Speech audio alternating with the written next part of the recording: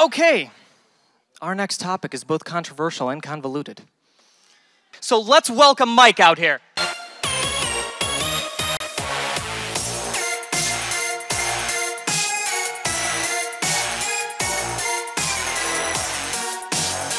I remembered what it was. Someone stopped him in the street once and asked what Swifty was. So you're gonna see him out there and read his hat, and it'll be that much funnier.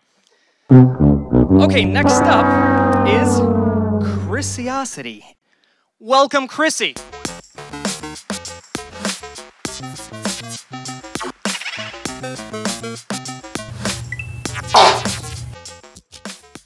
Why is intersectionality so important?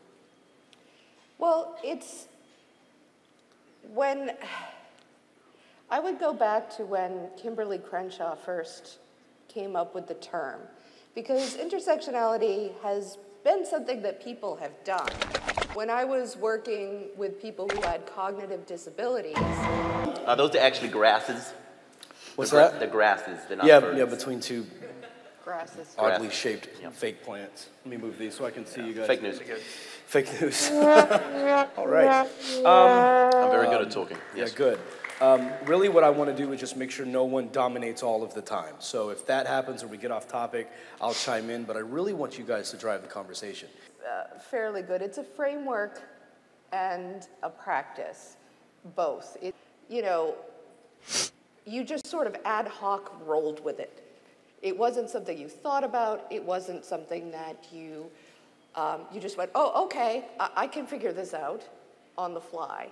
So this was a way of sort of looking at it, stepping back and saying, that's divisive in and of itself. That starts out a division. So then you sort of say, well, this is our status. This is everybody we could be colorblind, we could be gender blind, we could be everything blind. Everything is great. Wait, I don't have a seat at this table. But now I have to be the one to come in and say, I need you to make some room for me, right? So already there's been a problem. Look, there's a problem here. It's all white guys and they're talking about abortion. Yeah, and I think that's important in this. Thank you, 1%. Hey. I think that's important as well in our current state, right? I mean, like. So, can I just speak to the class race? Mike, hold on. She had more. She's still talking. Sorry, yeah. I can't see her face, so it wasn't. It's okay. Sorry. Sorry, Chris. I do think that as much as the progress that we can look at has happened, it's very complicated if you're going to say, where did this come from? But I think that intersectionality is very much in the way of where we have been going. These are issues I'm well versed in and I care about. I sit in my room and make stupid jokes on the internet, but yeah, it's cool. But I'm with you. Yeah. Anyway, and there's a reason people want to come to the United States. I'm not saying that we don't have good things in the United States, and I'm not saying that class is not an important question in intersectionality. It certainly is. It's very important. But I don't think we need to say, well, look, there's some racist people overseas, so fuck off. Yeah, you know? That's not what I'm saying. Who said that? Can I just say? So I mean, if somebody said that, I'll deal with it. Black babies die in the first year, so much more. In Milwaukee, that's a huge problem. They've tried the prenatal care, but no matter what you do, no matter what you control for, there's still a problem. The racism and sexism. It's not, you can laugh at that. Ha ha ha, racism, it's so funny. You can say that. Hey, we're not going to turn this into last year. We're not going to have a screaming fight with the crowd. Can I please speak to that? Hey man, I think this white dude in the audience knows what it's like, right? There are studies of how doctors have racist ideas that impact on the health of people.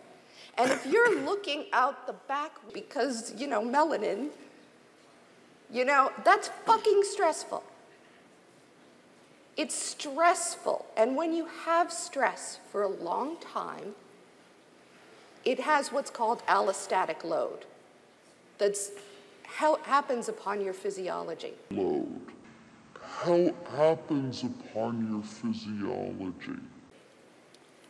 So maybe you can laugh at that. Maybe it's funny. White people didn't fucking come up with intersectionality. Black women did. We're sitting here talking about the intellectual achievements of Black and LGBT and trans people fighting for their own rights. That's what we're talking about here. And I think it's really, I would be remiss.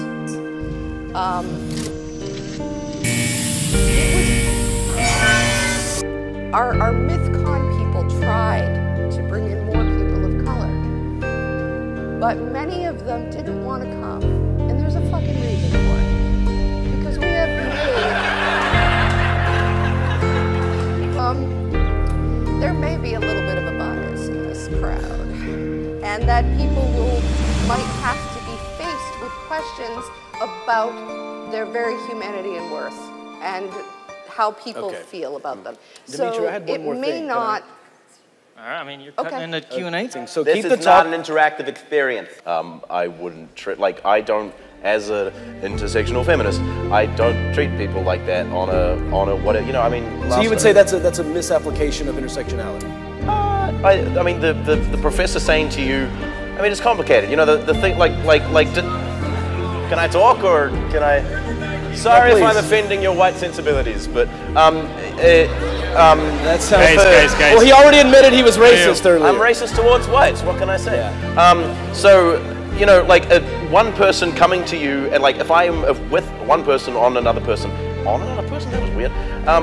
If I'm on another person and then I'm looking at them and I'm judging them based on whatever, I think that's a misunderstanding of what would be intersectionality. That's not how I approach it. Like I say, I'm looking at it in more of a, you know, as how we can apply. Okay, yeah, I think All right, we should have moved on when we were booing white males, but this is perfect. Yeah, no, you're a white male. We can't listen to you. Go away. Next. I wanted to get back to the relationship between identity politics